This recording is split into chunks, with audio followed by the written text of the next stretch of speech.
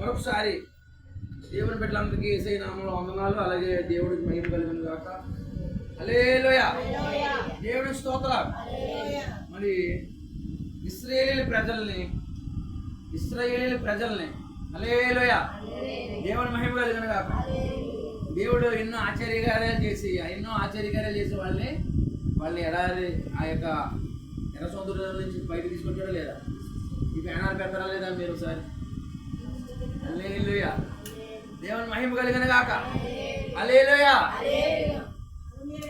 దాసులు ఎవరండి?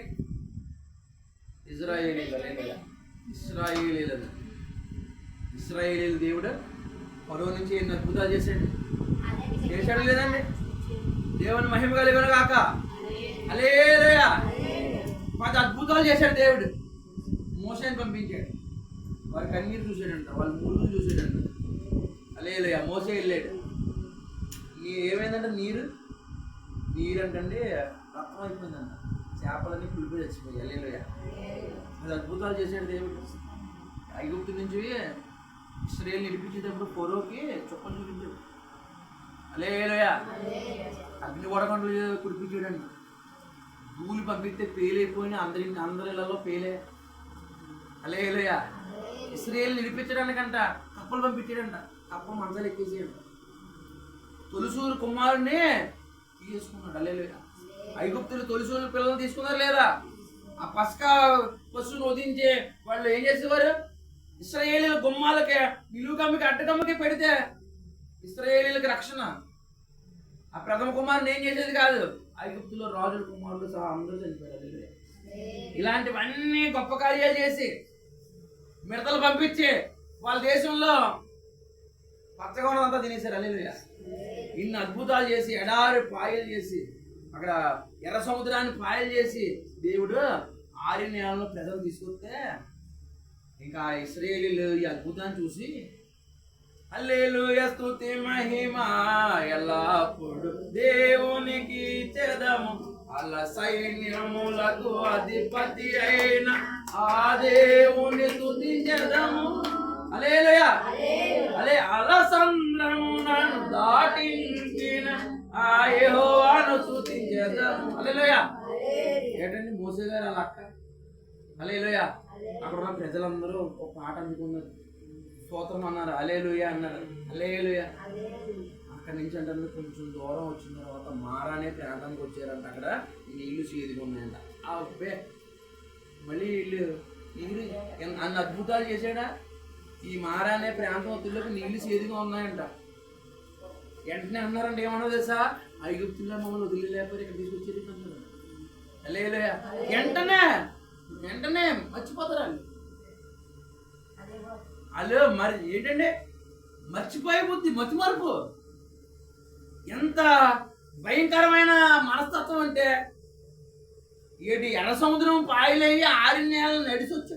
ఆ 6 నెలలు నడిచి వచ్చిన వాళ్ళు నడిచొచ్చి ఇంకా 24 గంటలు లేదు. అప్పుడే కొంచెం నీళ్ళు చేదుగా ఉన్నాయంట. అంతేనమ్మా.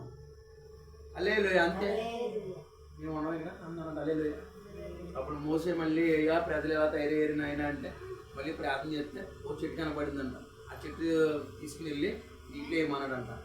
మహామధురంగా ఆ నీళ్లు మారిపోయాడు. హల్లెలూయా. ఆ చెట్టు అందులో ఎత్తే కొమ్మ ఎత్తే నీళ్ళు మధురంగా మారిపోయాడంట. హల్లెలూయా స్తుతి మహిమని మళ్ళీ పాడారంట. హల్లెలూయా. హల్లెలూయా. ఇలా మంచి జరుగుతుంది. మళ్ళీ హల్లెలూయా స్తుతి మహిమ అన్నారు. మళ్ళీ కొంచెం ఎవరికి వెళ్తుండలేదంట. 12 నీటి బుక్కుల్లో 70 ఈత చెట్లు ఉన్నాయండి దేవుడు. అవన్నీ తినేసిన తర్వాత తాగేసిన తర్వాత మళ్ళీ ఏం చేయాలి తెలుసండి? వెళ్ళి మాకు ఐగుప్తులో ఉన్నప్పుడు కుండల్లో మేము మాంసం ఉడకబెట్టుకుని కుండల దగ్గరే కూర్చుని తినేవాళ్ళం. ఇక్కడికి వచ్చిన తర్వాత ఈతకాయలని నీటి బుక్కలు వేయడం వల్ల మళ్ళీ పడగలంట. మాకు అక్కడే బాగుంది. బీరకాయలు, ఉల్లిపాయలు, దుంపలు అన్నీ ఉన్నాయి అని సనగడంతో పాటు అబ్బాయి మేము ఇక్కడ ఉన్నామన్నారు. అక్కడే మమ్మల్ని చంపేయలేకపోరా? మాంసం లేకుండా మేము ఎలా బతుకుతుంది చెప్పండి? మాంసమే కదా మా ప్రాణం అన్నారంట. ఆటలు కూడా ఉన్నారండి ఇప్పుడు ఈ రోజుల్లోని. మాంసానిక ఒక్క పూట తిండి గురించా? హల్లెలూయా. దేవుణ్ణి మహింపరచకపోవడం, శోధించున్నారంట. మాసం లేకపోతే చూడండి, కొంతమంది ఆదివారం నాడు మధ్యాహ్నం కూరగాయలు లేకపోయిందంటే హల్లెలూయా. సచ్చే ఒక పూట ఒక వారం మాసం లేకపోతే ఎంత భయంకరంగా ప్రవర్తిస్తారో మనుషులు. మేము అక్కడ కొండల్లో వండుకునే వాళ్ళు ఇక్కడ ఈ ప్రభువు నమ్ముకున్న తర్వాత మాకు ఏమీ లేదంటున్నారంట. ఈ సుప్రభు వెనకాల వచ్చావు ఒక మొక్క లేదన్నారంట. మొక్క లేదంటే మొదటి కదండి అది. వెంటనే మొదలెట్టేసారు పాట అని ఎడ మొదలెట్టారు మళ్ళీ. అందులో సంగీతం ఒకటి. కొంతమంది ఇంక తిండి గురించి ఏడు చేసి కోలుకుంటున్నారు అక్కడ. యేసు ప్రభుకి ఎంత అసహ్యం వేసిందో అక్కడ. యెహోవా దేవుడికి ఎంత అసహ్యం వేసిందో. నిజమే, కొన్ని కొన్ని దెబ్బలాటలు భోజనాలు కూడా వస్తాయి కదండి. అలాంటి వాళ్ళు కూడా ఉన్నారు కదండి. మళ్ళీ ఆ పెళ్ళికి వెళ్ళకపోతే పోనీ అనుకోరా. మాకెట్లేదు మాకు మొక్కలు వేయలేదు, మాకు మొక్కలు వేయలేదు. ఈ మొక్కలు కూడా పెట్టాలి. హల్లెలూయా, దేవుని మహిమ కలుగును గాక. హల్లెలూయా. దేవుడికి అసహ్యం వేసింది. అదేంటది, వీళ్ళు ఇలా తయారయ్యారు, ఈ నోట్లో పడేసుకునే దానికి అంత అలా అయిపోతున్నారు అంటే ఇక్కడ చేసుకుంటే పోయేది కదా. అందం కూడా అంతే కదండి. చాలా మంది అందం అంటే ఎంత పిచ్చారు. అందం మోసకరం, సౌందర్యం వ్యర్థం. నేను ఎంత అందంగా ఉన్నానో అనుకుంటారు, కానీ ఎంతవరకు ఇది అంత మోసమే కదా. హల్లెలూయా, దేవుని మహిమ కలుగును గాక. అందం మోసకరం, సౌందర్యం వ్యర్థం. ఇంకా బ్యూటీ పార్లర్లో ఇంకా అంతే మొత్తం ఉంటుంది. హల్లెలూయా. ఎలా ఉండిపోం, ఈ శక్తి ఎలా ఉండిపోదు, ఈ అందం ఎలా ఉండిపోదు. హల్లెలూయా, దేవుని మహిమ కలుగును గాక. కాబట్టి దయచేసి కాబట్టి దేవుడు ఎందుకు ఇలాగ ఇవ్వలేడా, ఎవరిని ఇవ్వగలడా, కానీ ఎందుకు ఇలా నడిపిస్తున్నారో మీరు ఆలోచించండి. మొత్తానికి మళ్ళీ మోసే ప్రార్థన చేస్తే పూరీలు దిగొచ్చేయండి, పక్షులు అదో రకం పక్షులు వచ్చేయండి. వస్తే వీళ్ళు శుభ్రంగా ముక్కులోకి వచ్చేలా తిన్నారు. హల్లెలూయా. ఎంతవరకు తిన్నారంటే కొంతమంది అవుట్ అయిపోయారు. మరి అవుట్ అయిపోతారు, అవుట్ అయిపోతున్నారు కొంతమంది. తిండి వల్లే కొంతమంది అవుట్ అయిపోతున్నారు. హల్లెలూయా, దేవుని మహిమ కలుగును గాక. ఇప్పుడు అతిగా తింటే ఆ విషయం ఉంటుంది, మితంగా తింటే ఆరోగ్యం, అమితంగా తింటే విషయమే కదా. హల్లెలూయా. కొంతమంది సాల్తీలు కొంచెం అలా తెప్పినాయి కదా, దేవుడికి అసహ్యం వేసేలా చేశారు. హల్లెలూయా. సరే, ఇక్కడ నుంచి మళ్ళీ బయట ముందుకు వెళ్ళారు. ముందుకు వెళ్తున్నారు. మళ్ళీ ఏం చేశారంట, అసూలు పడుతున్నారంట. మళ్ళీ ఎవరి మీద, మోషే మీద, అహరోను మీద అసూలు పడుతున్నారంట. ఏంటి ప్రాబ్లం ఏంటంటే, వాళ్ళు యాజకులా, మేము ఇక్కడ సేవకులమా, వాళ్ళు పరిశుద్ధులు, మేము పరిశుద్ధులు, సంఘం వాళ్ళంతా సమానమే, మోసే ఎవడం లేడు, మోసే ఎందుకు ఇచ్చేసుకున్నాడు మధ్యలోని. అదేంటండి, మరి ఎర్ర సముద్రాన్ని పాయం చేసి ఒక సంఘంగా కుదిర్చి వీళ్ళ గురించి అత్తమాడికి ప్రార్థన చేసి వీళ్ళు దేవుడు చంపేస్తారంట, మధ్యలో దూరి ఆపేవాడు మోసే అలా అన్నగారు. అహరోనే ఇప్పుడు ఇద్దరు వద్దంట, మేమే హీరోలు అయిపోయి ఉన్నారంట. కొంచెం ప్రార్థన ఎక్కువైతుల్లోకి ఈ పాస్టర్ గారు అక్కర్లేదు కొంతమంది. హల్లెలూయా. కొంచెం ప్రార్థన ఎక్కువ చేసుకున్నారంటే ఇంకా పాస్టర్ గారు ఎవరు అంటారు.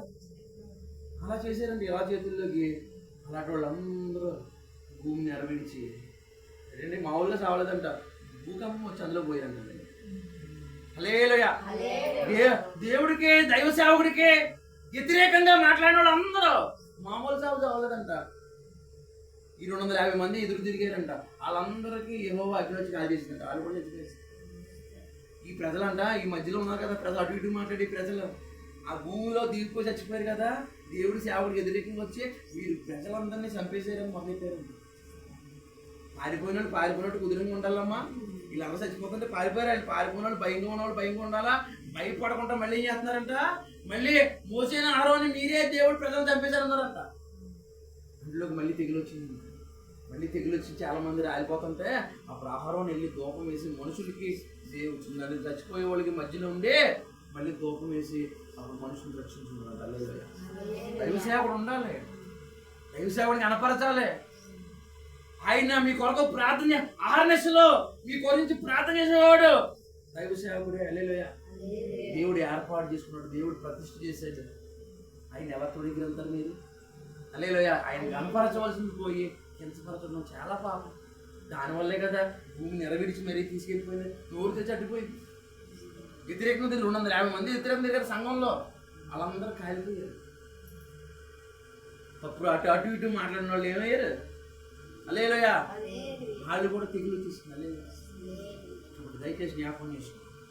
ఈ ప్రయాణంలో మళ్ళీ ఎవరికాడి బుద్ధి చెప్పిన తర్వాత మళ్ళీ ఇశ్రాయేలు ప్రజలు ముందుకు వెళ్తున్నప్పుడు ఏం జరిగిందో తెలుసండి.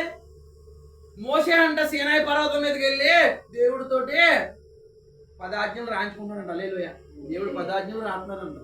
సీనాయి పర్వతం దగ్గర ఈ మోసే ప్రజల దగ్గర రావడం లేట్ అయిందంట. అమ్మ అహరోను ఉన్నాడు. ఈ లోపున ఈ ప్రజలందరూ వచ్చేసారంట. ఎవరి దగ్గరికి? ఈ ప్రజలందరూ ఎవరి దగ్గరికి వచ్చారు? హల్లెలూయా. దేవుని మహిమ కలిగిన గాక. ఈ ప్రజలందరూ అహరోను, మోసే అక్కడ ఉన్నాడు దేవుడి సన్నిధిలో.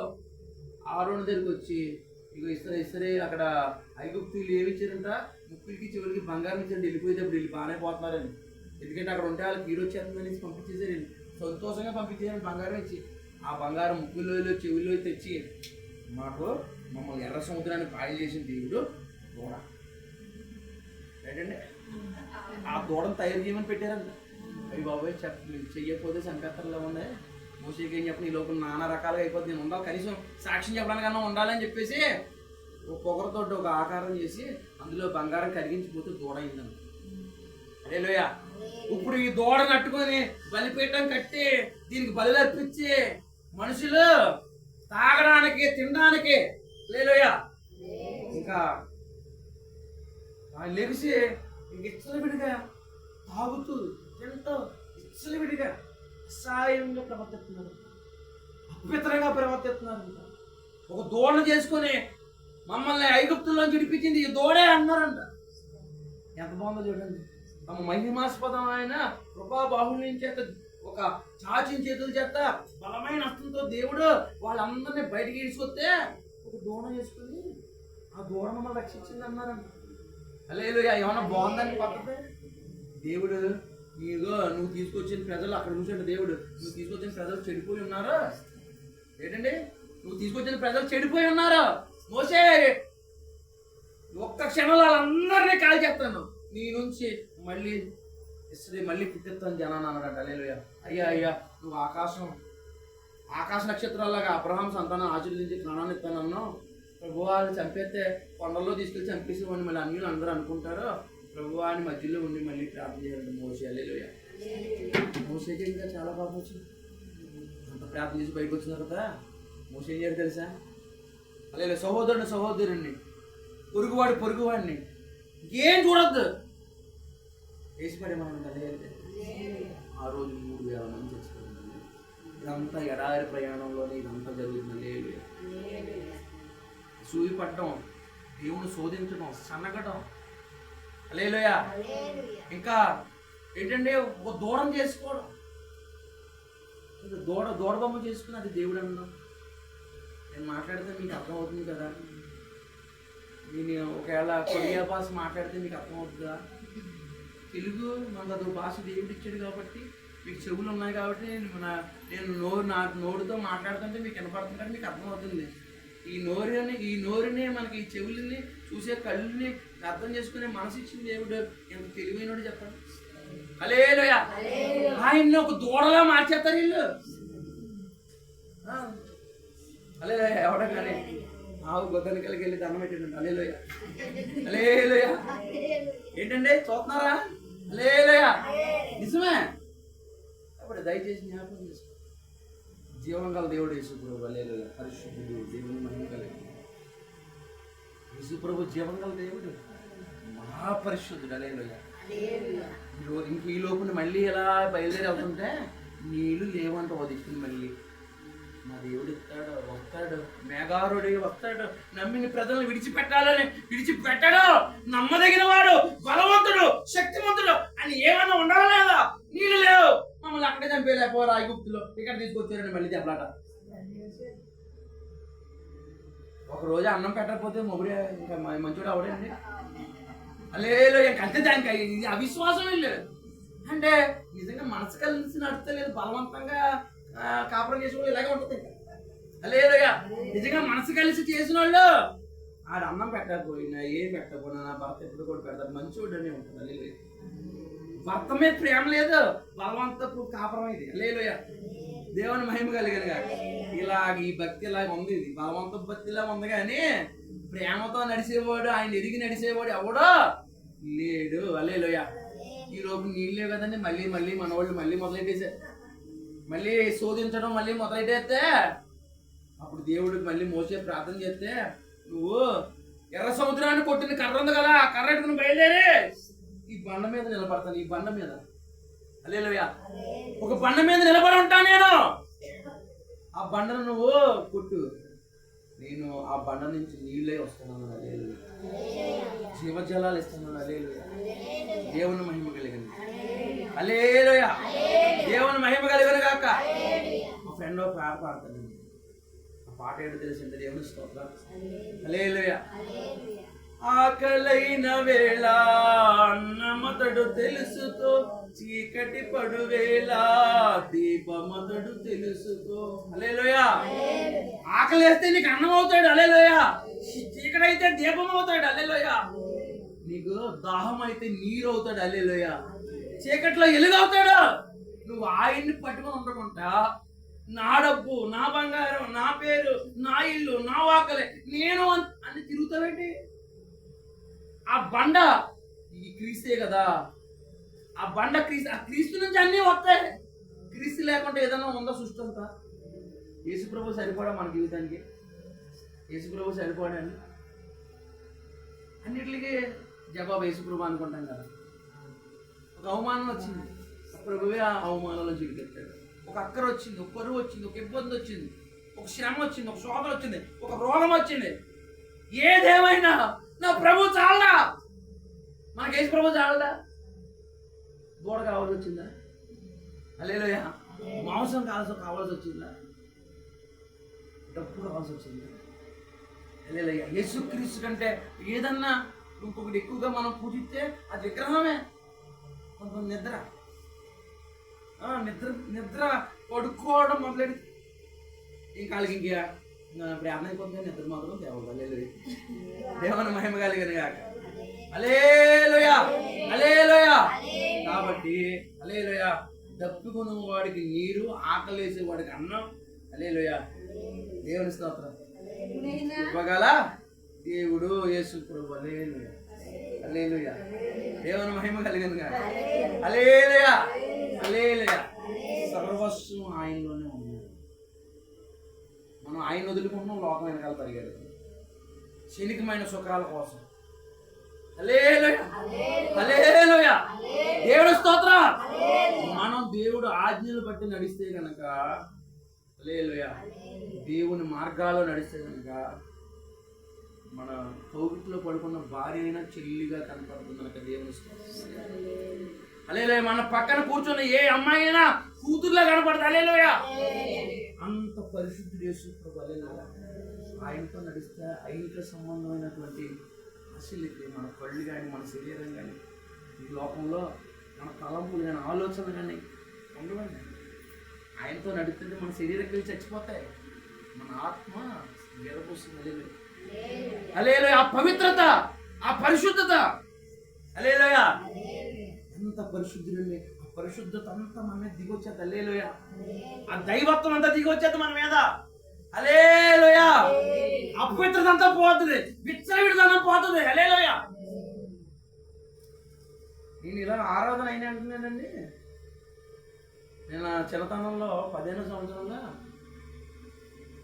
ఇలా ఆరాధన అయ్యేది అంటే మా ఫ్రెండ్ నేను సినిమాకి వెళ్తున్నాను. హల్లెలూయా. ఈ లోపల ఆరాధన మా పాస్టర్ గారు ఆరాధన చేసేవారు. ఇప్పుడు మధ్యలో ఆరాధన పాట పాడతారు కదా, ఎంత నేర్చుకున్నారట.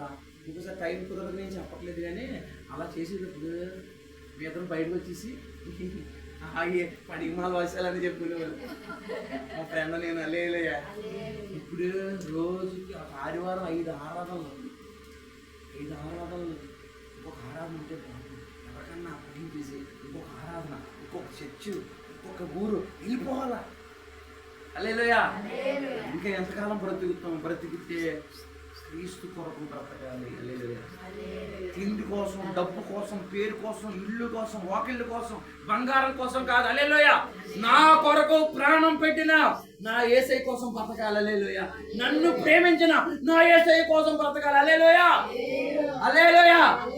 నా కొరకు చివరి రక్త బొట్టు వరకు కాచాడు. నాలాంటి నీచుని ప్రేమించాడు. నాలాంటి దౌర్భాగ్యుడిని, నాలాంటి పెంట కుప్పల మీద దీనిని పైకి లేపాడు. హల్లెలూయా. నేను ఆయన కోసం బ్రతకాలి. హల్లెలూయా. ఈ రక్తం, ఈ శరీరం. హల్లెలూయా. వాళ్ళ అదృష్టవంతం ఎంత బాగుంటుంది మనకి. స్టీఫెన్ అంట రాళ్ళు ఇచ్చుకొని చంపేశారంటే సత్యం మాట్లాడితే. అవునా కదా? హల్లెలూయా. అంత భాగ్యం వరకు వస్తుంది ప్రభు కొరకు ప్రాణాలు పెట్టే భాగ్యం. అంతే కదా, ఒక అరగంట కూర్చోవాలంటే అంత బాగుపడిపోతున్నాం. నేను ప్రభు కొరకు జీవితాన్ని అర్పించగలగాలి. హల్లెలూయా. సర్వాన్ని అప్పగించుకోగలగాలి. హల్లెలూయా. సమస్తాన్ని ప్రభు కొరకు అప్పగించుకోవాలి. హల్లెలూయా. అలాంటి భక్తి చేయాలి చేస్తే మనం. హల్లెలూయా. ఏ చిన్న ప్రభు ఇచ్చు ప్రభు ఇచ్చు కాదు, తీసుకుంటే ప్రభు ఇస్సాకుని తీసుకున్నాం. హల్లెలూయా. బలిపీఠం మీద ఇస్సాకుని పెట్టాడు. అలాగే నన్ను నేను పెట్టుకుని సేవ చేయాలి. హల్లెలూయా. దేవుని మహిమ కలిగిన కాక. అంతే, అలాంటి తృష్ణ ఉండాలి ప్రభు కొరకు జీవించాలని. అలాంటి భక్తి చేయాలి, అలాంటి ఆరాధన చేయాలి. అంతేగాని ఏదో అందరిలాగే మన భక్తి తగలకూడదు.